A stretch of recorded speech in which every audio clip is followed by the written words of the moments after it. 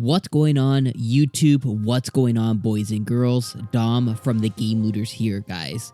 Alright, so Nintendo just dropped a demo for Hyrule Warriors Age of Calamity on us, and if you haven't already played it or seen it, go ahead and hit the card literally right now up there, and I'm going to take you to the full gameplay demo, and you can watch all of the demo if you do not want to play it. But I definitely suggest that if you're interested in this game and you have the Switch, go to the eShop, go to the Hyrule Warriors page, and download the demo.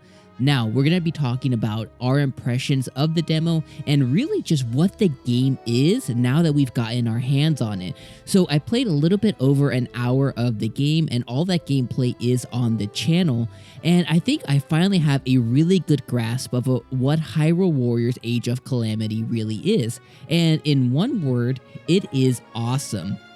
So Hyrule Warriors Age of Calamity, I had some expectations going into it, and it's probably one of my most hype games of the year, just to be 100% honest. I was so excited for this game the moment that I laid eyes on it, because Breath of the Wild is one of my favorite games of all time.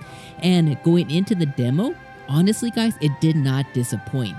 So when you start the demo, you're immediately going to be introduced to a cutscene and kind of to what the world is. If you've watched any gameplay already, you basically get introduced to the king, and the king giving a message to his advisors, and then it moves over into the next story where you go and find a small guardian. That small guardian is a guardian of Princess Zelda, and the guardian was able to somehow move through time. So the whole Age of Calamity, the Calamity of Ganon, is happening in Hyrule Castle, and that little guardian is able to kind of shift through time, and it goes back into the past, and it finds Princess Zelda, and basically, in a nutshell, warns Princess Zelda of the calamity that's going to happen. Now, they were getting prepared for something like of this nature to happen because they were getting attacked by bokoblins, they were getting attacked by kind of overruled.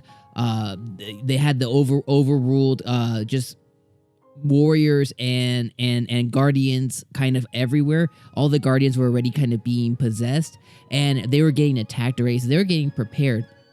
But now with the guardian that had come through time, now they're going to get even more prepared. They're going to go get the divine beast ready. They're going to go find pilots for it and all of this stuff. So as you kind of go through everything, the way that the game's really laid out is kind of the similar story structure or similar play structure of past warrior games, but it does it a little bit different. So you basically have a large cutscene, which is a large cutscene of story, which is freaking amazing and gorgeous. And then once the cutscene's over, you're thrown into the mission that is relative to the cutscene that you just had.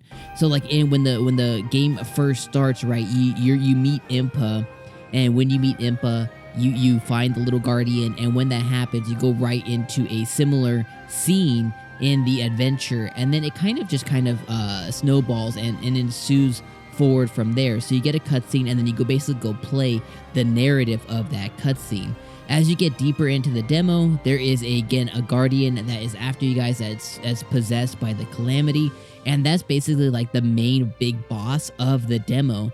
And you're able to kind of like do little things to kind of defeat the guardian. And through the demo, it's basically like the prologue or chapter 1. It's introducing you to obviously Link. First off, it's introducing you to Impa, it's introducing you to Princess Zelda, and it's introducing you to the mechanics of the game. One thing that I can honestly say out the gate, guys, is yes, this is a Warriors game, but it feels so good. You are able to do combos and flurries, and you're able to do all of the Sheikah Slate moves that you have, and each of the different people that you control, so whether it's Impa or Princess Zelda or Link, can all do something with the Sheikah Slate. So you can stop time, you can do the cryo, you can do the bombs. There's different ways that each character interacts and uses the different Sheikah Slate things, which is really, really awesome. And when you're fighting hordes of enemies, yes, you're fighting the hordes of enemies, but it feels really good and it feels really satisfying. As you continue to kind of fight them, you build up certain meters that are like your special meters, and they all feel drastically different. Link's special meter feels drastically different from Impa's, which feels drastically different from Princess Zelda's, and there really is some challenge to it as well. Now, most of it I was able to kind of just barrel through up until I got to the last boss battle, which was the Guardian, which did give me a little challenge. I think we tried it 3, maybe 4 times, and then we finally were able to just kind of annihilate it. And then once that happens, you're introduced again to the story, and then the story kind of continues from there on. But guys, I can honestly say, like, this is going to be one of the most hyped games of the year. Even if you're not into Musu style games, which I am not, like, whatsoever, I do not like them.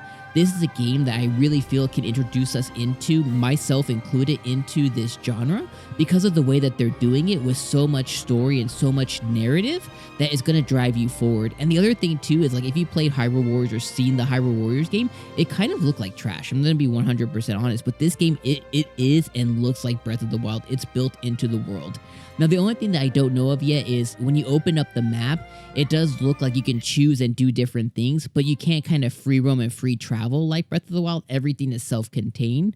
We're going to find out more, when the game fully opens up and when it comes out later on in November. But that's kind of really the only thing I saw there, which is kind of like, oh, that kind of sucks a little bit that we can't just free roam and free travel to each area. It's kind of done by the map and you choose a different thing, but it's done inside of the map. But ultimately, I still think that's okay because it's telling a really, really awesome story that I think is not only going to tie in Breath of the Wild, I think it's also going to tie in Breath of the Wild 2 because they just introduced time traveling, which is crazy. But all in all, guys, this is awesome. You got to go try it. It did not disappoint me. It actually exceeded my expectations. It was so much fun. I'm going to play through it probably 2 or 3 more times just to get my hype level up to 12 for the game when it comes out later in November, and I suggest you do as well. Throw me down in the comments, guys, if you're going to try it or if you did, and what you think of the demo so far and what you think of Age of Calamity. And do me a favor, hit the video on screen right now. That's what YouTube says is best for you, and right next to it, you can go watch the full gameplay demo of myself playing through the game if you haven't seen it already, or if you're just not able to play it yourself. And we'll catch you guys on the next video. Peace.